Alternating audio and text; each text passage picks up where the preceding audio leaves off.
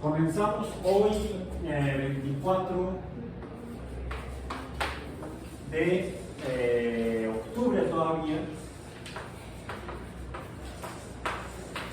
de 2022, en nuestro curso de ecología. Hoy el tema es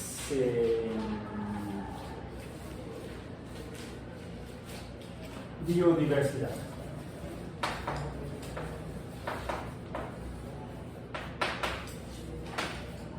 Diversidad. Bien. Para esto hemos partido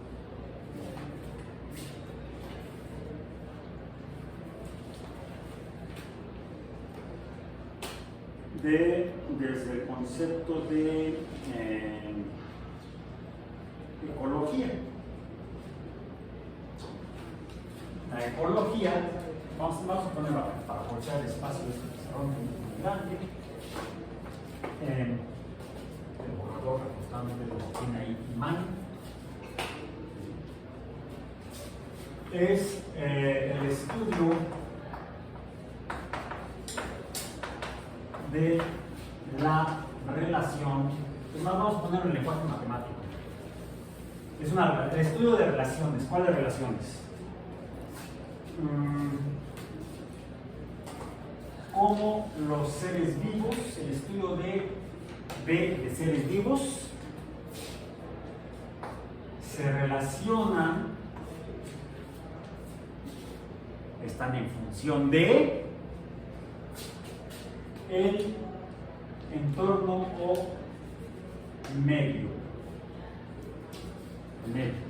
Algunos dirían al ambiente, el entorno natural. También puede ser el medio ambiente. También se vale. A mí no me gusta mucho porque me parece un pleonasmo redundante, dado que medio y ambiente son sinónimos. Pero dada la historia de que nos enteramos de que existía la ecología y nos podía dar la información sobre lo que estaba pasando en el mundo, dadas las actividades humanas, estábamos dando en la madre de la naturaleza, ya mencionamos un poco la historia, y esto empezó a surgir principalmente por los hallazgos que biólogos y biólogas como Rachel Carson observaron en los bosques de los Estados Unidos. En los Estados Unidos principalmente hablan inglés, más no solamente inglés. Rachel Carson sí hablaba y escribía en inglés. Pues todo esto se publicó en inglés originalmente. Los efectos de las actividades humanas, industriales principalmente en el ambiente, the effect of industrial activities in the environment. Y algunos en la década del 70 principalmente mal tradujeron al español environment como medio ambiente.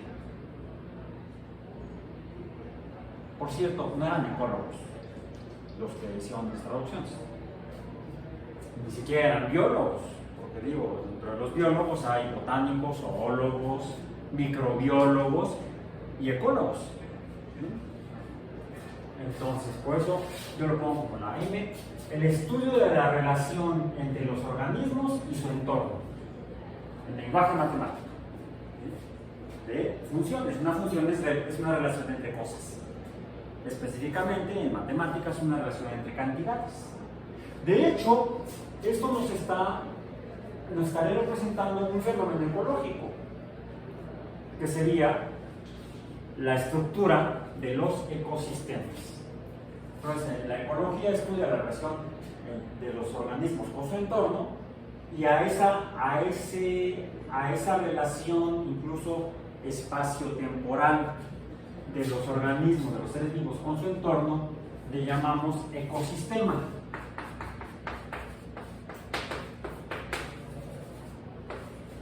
En el cual lo representamos, vamos a hacerlo así para aprovechar espacio. Bien. podríamos decir que este espacio es un espacio. Por cierto, este espacio tiene duración en el tiempo, con estas características. Hay un tiempo inicial y hay un tiempo final en el que este ecosistema existe con esta estructura. La estructura de los ecosistemas varían en el tiempo y se caracterizan por estar conformados por diferentes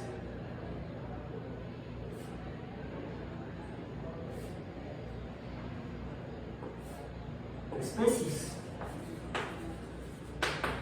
biológicas. Tenemos el espacio, tenemos especies de organismos, especies de seres vivos que ocupan un mismo espacio. Eso es un ecosistema.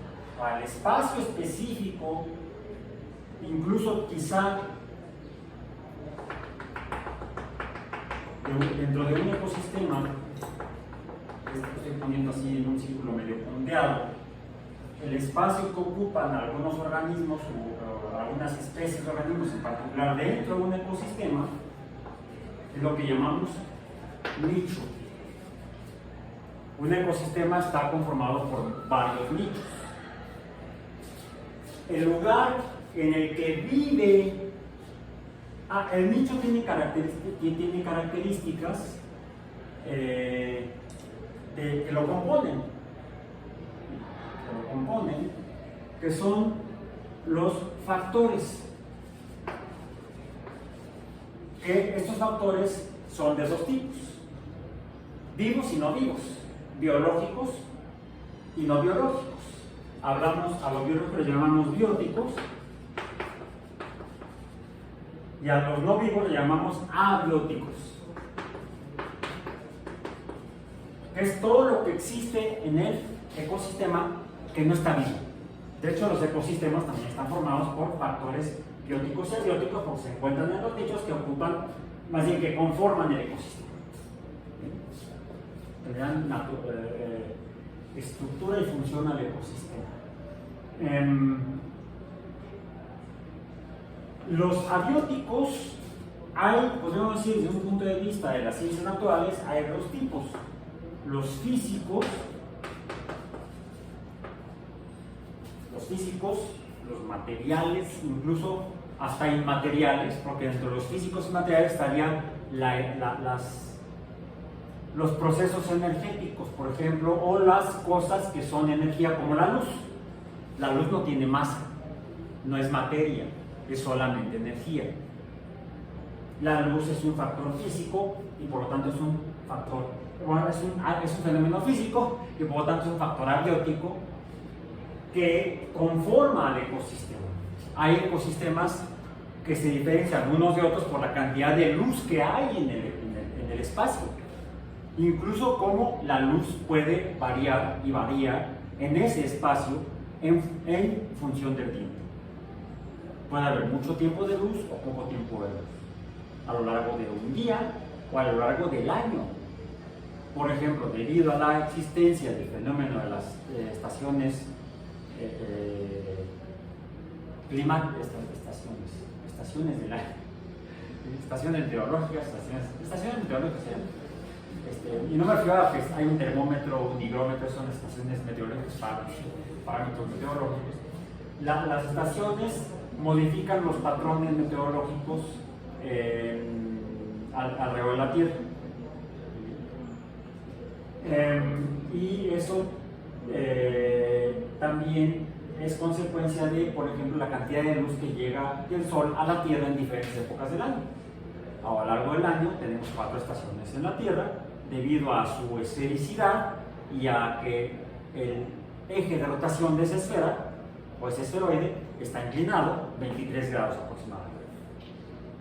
Entonces, debido a la inclinación y al fenómeno de traslación de esa esfera que rota inclinada, la cantidad de luz que le llega a la Tierra en cada parte de la Tierra, en cada parte de la superficie de la Tierra, varía a lo largo de los 365.25 días que dura el año terrestre. Por cierto, el mismo fenómeno de relación de la cantidad de luz que llega a la superficie del planeta existe en el caso del planeta Marte, donde no sabemos si hay vida, y entonces, como no sabemos si hay vida, no sabemos si hay ecosistemas en Marte. Pero si llegó a haber vida en el pasado en Marte, en la historia del sistema solar, habrá habido entonces en tiempos pasados ecosistemas en Marte, los cuales se habrían comportado de una manera similar a los que sabemos que se comportan en la Tierra, que es con esos patrones estacionales, porque Marte también es un planeta, tiene una forma esferoide, se mueve alrededor del Sol, rota sobre su propio eje, y ese eje de rotación del planeta Marte también está inclinado, también aproximadamente 23 grados. Es mera coincidencia, porque no todos los planetas en el sistema solar tienen la misma inclinación de su eje de rotación. Si todos rotan, todos hacen así, desde Mercurio hasta Neptuno, que es el último planeta conocido en el sistema solar, porque a Plutón lo desclasificaron como planeta hace 23 años, en 1999. Y cada uno de estos planetas, todos rotan, pero su eje de rotación tiene diferente inclinación respecto al plano de la traslación, de su traslación alrededor del Sol. Unos más inclinados, otros menos inclinados. Incluso el planeta que en tamaño, en dimensiones físicas más se parece a la Tierra, que es Venus, el diámetro de Venus es muy parecido al diámetro de la Tierra, la diferencia es pequeña en magnitud. Entonces, incluso cuando eso se supo, muchos dijeron que Venus era el planeta gemelo de la Tierra, hermano gemelo de la Tierra. Pues resulta que la Venus también rota, pero su eje de rotación es perpendicular al plano de su traslación alrededor del Sol. O sea, no está inclinado el eje de rotación de Venus. Y más loco todavía, rota al revés. La Tierra rota de oeste a este. O sea, como si fuéramos persiguiendo a América, pero fuéramos persiguiendo a África y a Europa. Así nos rotamos hacia el oeste. Más bien, perdón, hacia el este. Rotamos hacia el este. En el caso de Venus, la rotación es al revés. Es hacia el oeste. Rota al revés. Cosas raras del sistema solar. Eso nada más para darnos cuenta cómo fenómenos físicos como la cantidad de luz que llega a la superficie de la Tierra es característico de la Tierra y de Marte. No existe en ningún otro planeta. Si existiera vida en los demás planetas del sistema solar, entonces sus ecosistemas serían diferentes, porque la cantidad de luz que les llega a lo largo del año sería diferente, a lo largo de su año de cada planeta sería diferente, siendo un factor abiótico, no vivo, del cual depende el comportamiento de los seres vivos y quizás hasta el origen de que se llegue a formar vida en el planeta. Y entonces hay ecosistemas. Si no hay seres vivos en un planeta, entonces no hay ecosistemas. Hasta ahorita, como no hemos encontrado evidencia de que exista vida en ninguno de los otros 7 planetas del sistema solar, en este sistema solar solamente hay ecosistemas en un planeta, en el planeta Tierra. Punto. Que sepamos. El día que encontremos seres vivos en otro cuerpo, no solamente planetas del sistema solar, podremos entonces hacer ecología de ese otro cuerpo astronómico. Tal vez Marte, tal vez Europa, el satélite de Júpiter, o tal vez Enceladus, satélite de Saturno. Otro factor abiótico, otro tipo de factores abióticos son los químicos.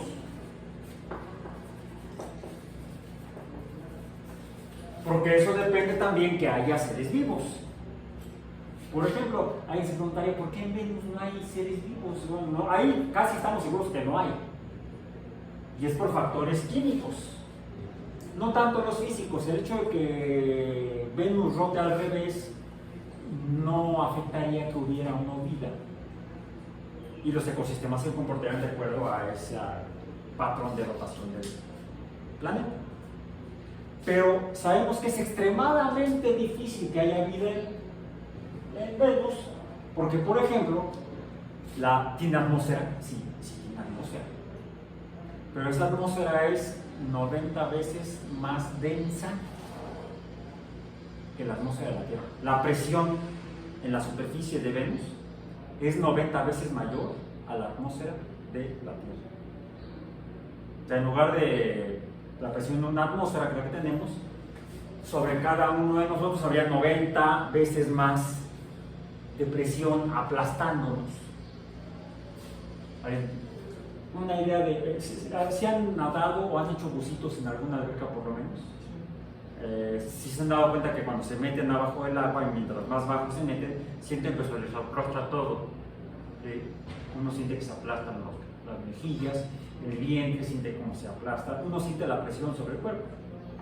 Y una alberca para natación no pasa de 2 metros de profundidad.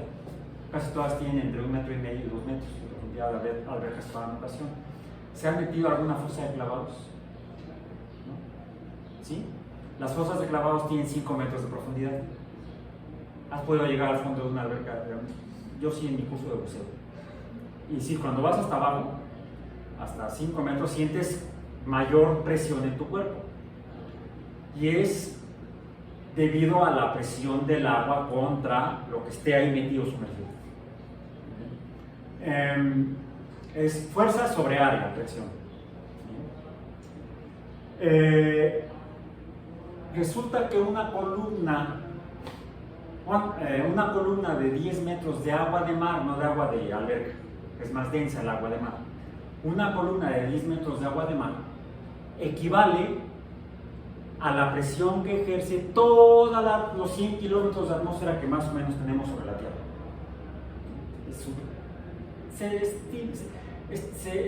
Hay un acuerdo internacional que se establece que, porque se ha medido, que la atmósfera, si la pudiéramos limitar, sería a 100 kilómetros. Pues 100 kilómetros de gases atmosféricos equivalen a 100 kilómetros, o sea, 100.000 metros de gas de atmósfera terrestre es igual, la presión que ejercen esos gases en una presión vertical es igual a la que ejerce verticalmente una columna de 10 metros de agua, porque el agua es mucho más densa que el aire. Entonces la presión que ejerce el agua es mayor. Cada 10 metros de agua de mar son una atmósfera. Entonces, ¿a qué profundidad nadando en el mar o buceando en el mar tendríamos una presión de 90 atmósferas? Si 10 metros son una atmósfera, ¿cuántos metros? Hagan la regla de 3, ¿cuántos metros? Si 10 metros de columna de agua de mar son una atmósfera, ¿cuántos metros de agua de mar son 90 atmósferas? 900 metros. Entonces, a 900 metros de profundidad tenemos la misma presión que tendríamos parados sobre la superficie de Venus. El buceo ese que se hace con cilindro y visor y aletas y traje de neopreno se hace cuando mucho, con seguridad, a 50 metros de profundidad. 60 todavía. Usando otras mezclas de gases, porque hay todo un fenómeno físico, se puede llegar hasta 100 metros tal vez. Buceo libre, nada más así, pasa para abajo. El campeonato mundial creo que está, y nada más bajan, un 2 por mil por todos mis compañeros se regresan, está como a 120 metros de profundidad. Y sí, hay por ahí videos y fotografías, se ve cómo se aplastan todos los y se pueden llegar a provocar daños en el cuerpo a 100 metros de profundidad. O sea, a 10 atmósferas. Estamos hablando de 90 atmósferas a 900 metros de profundidad. Los submarinos militares, esos de los Estados Unidos y era la Unión Soviética, Rusia, el Reino Unido, los países que tienen submarinos, no bajan más allá de 200 metros. No llegan aquí. Submarinos especiales como los que fueron a ver el Titanic y a rescatar, ¿verdad? Y hacen investigación oceanográfica en el fondo de los océanos, eso sí pueden llegar a miles de metros. La profundidad promedio de los océanos es de 5.000 metros. La más profunda es la fosa de las Marianas a 11.000 metros, a 11 kilómetros de profundidad. O sea, ¿cuántas atmósferas son? 11 kilómetros, 11.000 metros. Estábamos hablando de, si son 10.000 metros, entonces son 1.000 atmósferas. ¿Y qué creen? Hay seres vivos allá abajo. Hay peces, hay bacterias, hay otros invertebrados además de las bacterias. Si hay vida, entonces alguien diría, entonces sí puede haber vida en Venus, como factor físico, que es la presión. La presión es físico, es un factor abiótico físico. Pero el problema más grave en Venus, por cierto, la temperatura de la superficie de Venus también está gruesa. La temperatura en Venus, dijimos que la presión es igual a 90 atmósferas terrestres.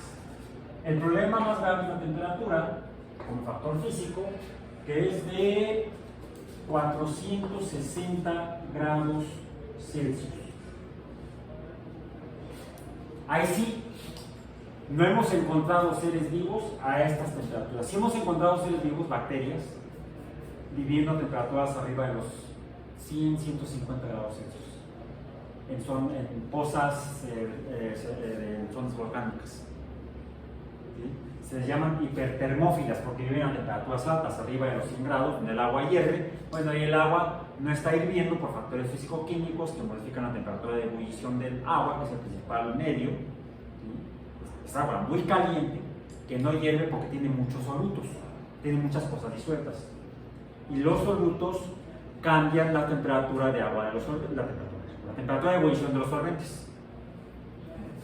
Entonces, puede estar el agua hirviendo a temperaturas más altas y hay bacterias viviendo ahí.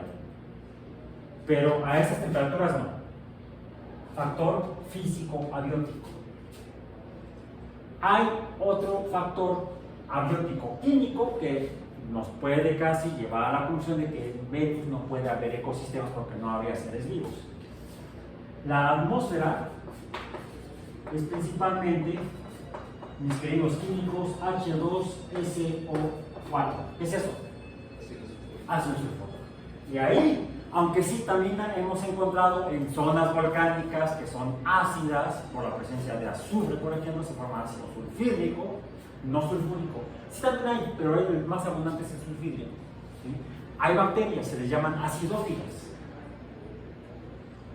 Pero la combinación de temperatura 460 grados y composición química con factores físicos y químicos que sean abióticos si se trata de un ecosistema, hacen que sea muy difícil que haya seres vivos en Venus. En la Tierra sí hay, en zonas volcánicas, hay bacterias viviendo a temperaturas no tan altas, hipertermófilas les llamamos, se le llaman extremófilos, esos organismos que viven en ambientes física y químicamente extremos, no donde vivimos nosotros felizmente a 25 grados Celsius, a 2.250 metros sobre el nivel del mar, en el altiplano mexicano, en la Ciudad de México, o en la zona conurbada alrededor, o en Toluca, que está más arriba. ¿Bien? Entonces, algo que sí vamos a encontrar es, por ejemplo, en la fosa de las Marianas, en la fosa de las Islas Marianas, la fosa de las Marianas.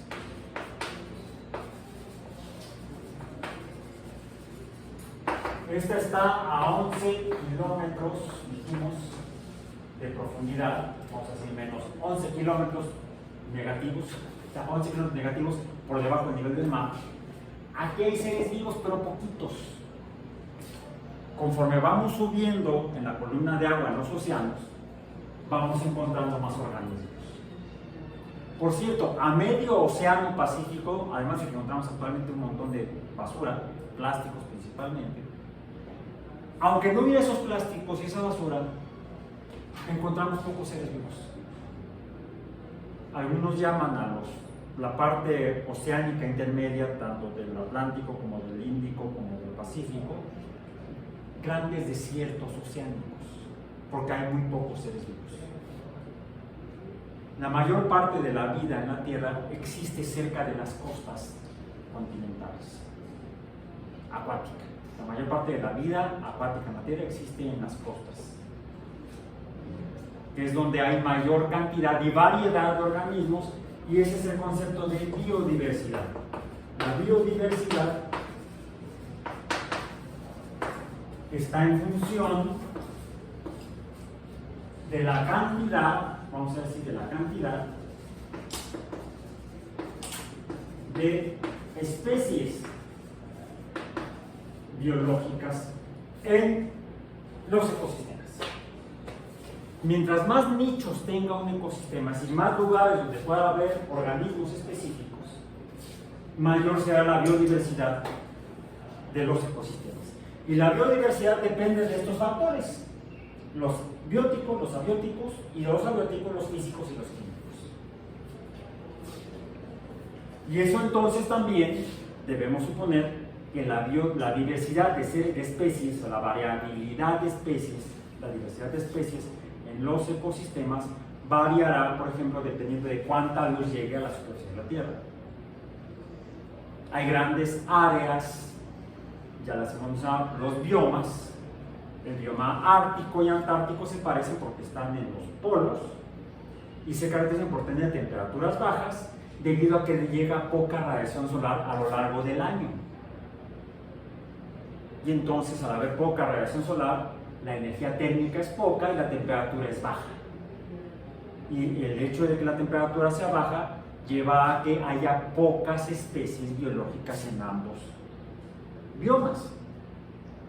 Podemos decir que el bioma ártico y antártico, los biomas polares, son poco biodiversos, tienen una diversidad pequeña, una diversidad biológica pequeña.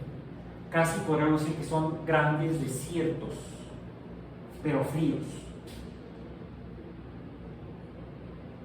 En las zonas tropicales, alrededor del trópico de Cáncer en el hemisferio norte y el trópico de Capricornio en el hemisferio sur, también encontramos los biomas de los desiertos, que se caracterizan por tener poca agua líquida. Por cierto, en el bioma antártico encontramos poca agua líquida. No así en el bioma antártico, porque es principalmente un océano. Entonces hay mucha agua líquida por debajo de la capa de hielo. Curiosamente, en la parte superior, cuando hay hielo, cuando hay agua sólida, en esta agua sólida encontramos una biodiversidad pequeña en el bioma ártico. Pero por debajo de la capa de hielo, dada la presencia de agua líquida del océano ártico, encontramos una mucho mayor diversidad de especies biológicas, acuáticas por supuesto. Entonces, lo interesante en el bioma del Ártico es que es pobre en la superficie, pero muy rico por debajo de la superficie del agua. Entonces puede variar, porque por debajo de la superficie del hielo no es un desierto, por encima sí, por abajo no. ¿Por qué es un desierto por encima? Porque hay poca agua líquida. Una variable abiótica física que define o que determina la diversidad biológica es la presencia, la abundancia de agua líquida. Por lo general, de eso depende la riqueza o pobreza de los ecosistemas en cuanto a diversidad biológica o biodiversidad. Entonces podemos definir a la biodiversidad como la abundancia o escasez de organismos en los ecosistemas. Al respecto, y para terminar nuestra breve sesión del día de hoy, porque nada más nos da una hora y además por andar con el chisme de otras cosas, no empezamos a la hoja correspondiente. Pero son chismes importantes desde el punto de vista académico y de la vida académica en la UAM. Me permití traer este libro para mostrárselos. Es un libro ya un tanto antiguo, se le nota en el uso. Esta es la versión traducida al español, versión española de la obra Life on Earth, A Natural History, de David Attenborough, publicado originalmente en inglés por William Collins and Sons, no, Sons and Company Limited, LTD, por David Attenborough en 1979. Incluso aquí hay una fotografía de David Attenborough. Todavía vive, es uno de los presentadores más veteranos de documentales sobre la naturaleza de las producciones de la British Broadcasting Company, de la BBC de Londres. ¿Sí? Googleenlo. Déjenme escribir aquí su nombre.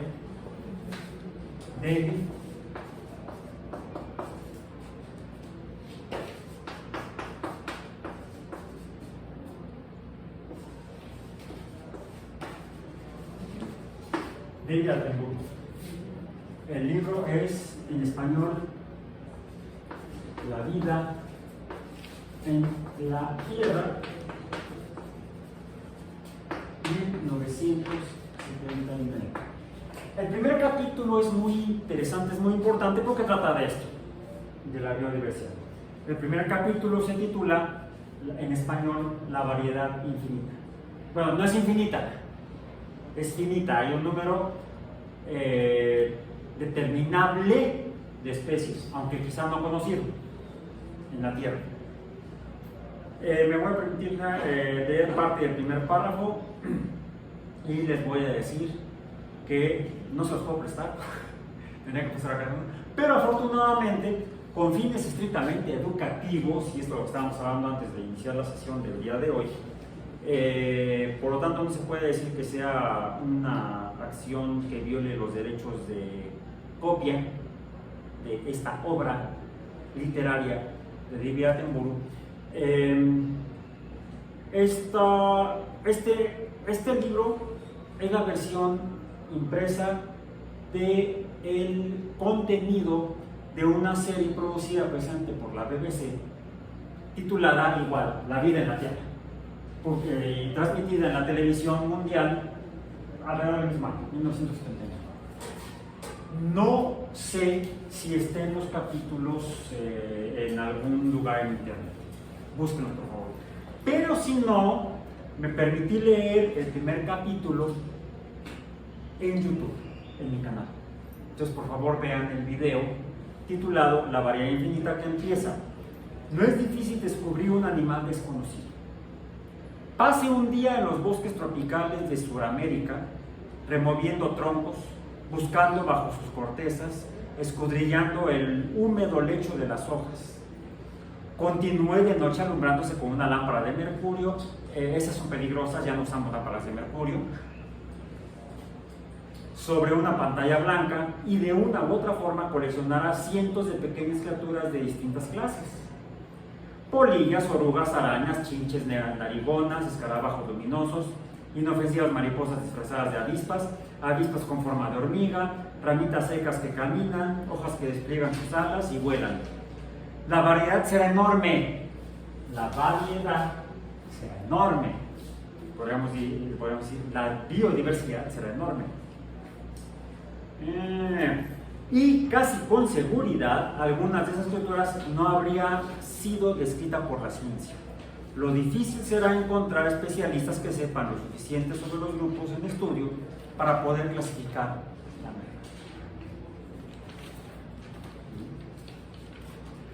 medida. Busquen el video en mi canal en YouTube, ahí me permití leerlo, espero que esté comprensible. ¿Sí? Y vamos a utilizar esa información para continuar nuestro abordaje de la ecología el próximo miércoles.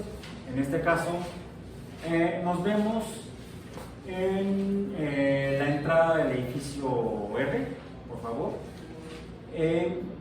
porque tal vez mejor dediquemos la sesión a revisar el tema correspondiente del día, pero realizando alguna actividad, no en el aula que nos prestan los miércoles, en la sala de reuniones del miércoles, esta pequeña sala, sino una actividad más práctica, como la que menciona David Attenborough en este capítulo, tanto de el libro de La vida en la Tierra como la serie de televisión,